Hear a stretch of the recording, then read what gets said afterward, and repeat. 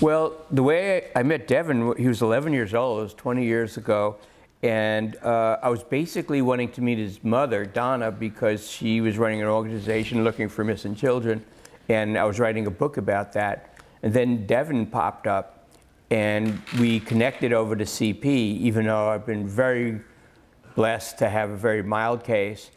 And I just liked the guy. I mean, whether he had CP or not, I just liked him.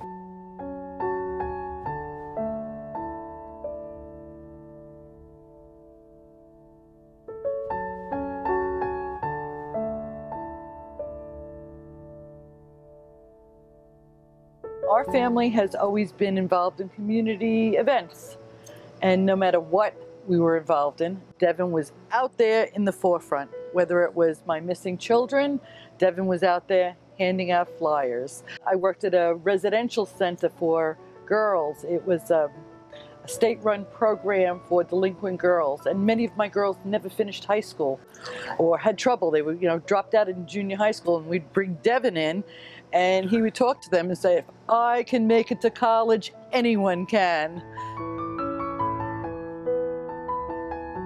Devin struck me over the years as he matured as unflappable, and I'm not going to say he took CP in stride. I don't know how anybody can, but he'd never stopped him, and he wanted to write, and he started writing, and the writing was very good, and the writing experimented with every kind of story, and he went to Petrides, which is one of the elite public schools, which are harder to get into than the elite private schools because there's no tuition. He followed it up by going to St. John's. What's wrong with this kid? Doesn't he know he has CP?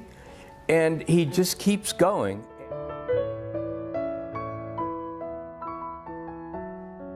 Devin and I have known each other for more than half of our lives.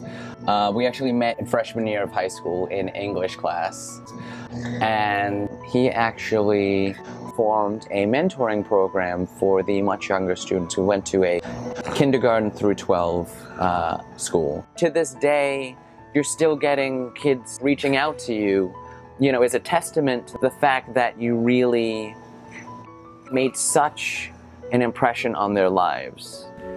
He has a restless intelligence. His family is great.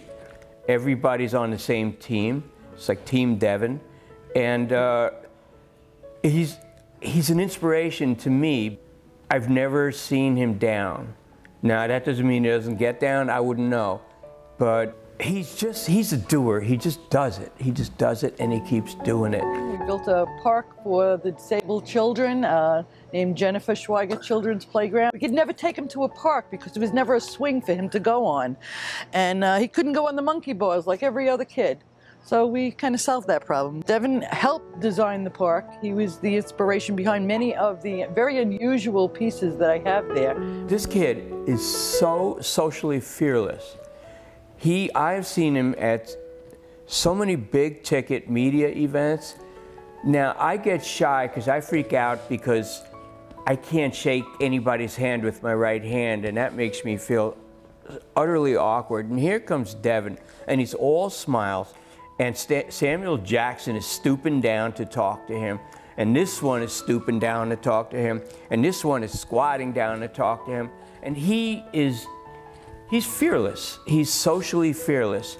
He enjoys life as much as anybody I've ever known.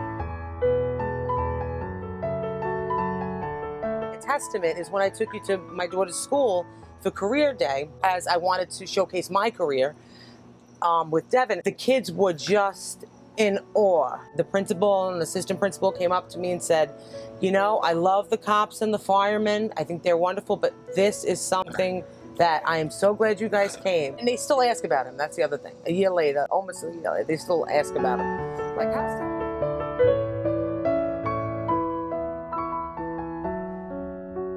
I remember, it wasn't terribly long ago, that we moved his room from one portion of the house to another. And he had purchased this desk, this glass desk, that I didn't feel fit in his room. And I was trying to talk him into, well, Devin, why don't you just lose this piece? It doesn't really seem to quite work here, and I think it crowds the room a little bit.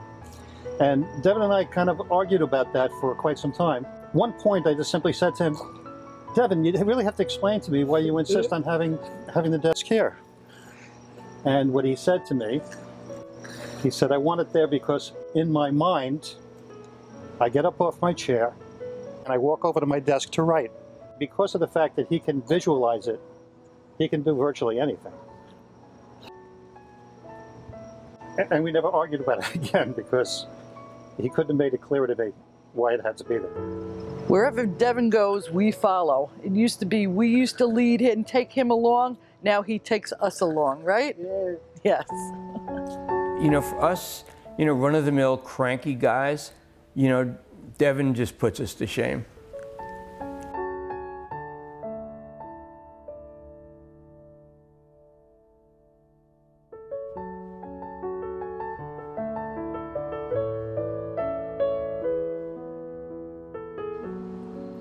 So, thanks to UCP, Devin has this beautiful elevator which enables him to go out and meet the world and do all the wonderful things he does.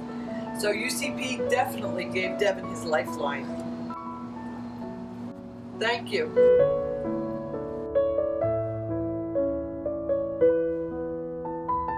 Devin once said to me, which blew my mind actually, he said to me that I wouldn't trade my life for anyone's.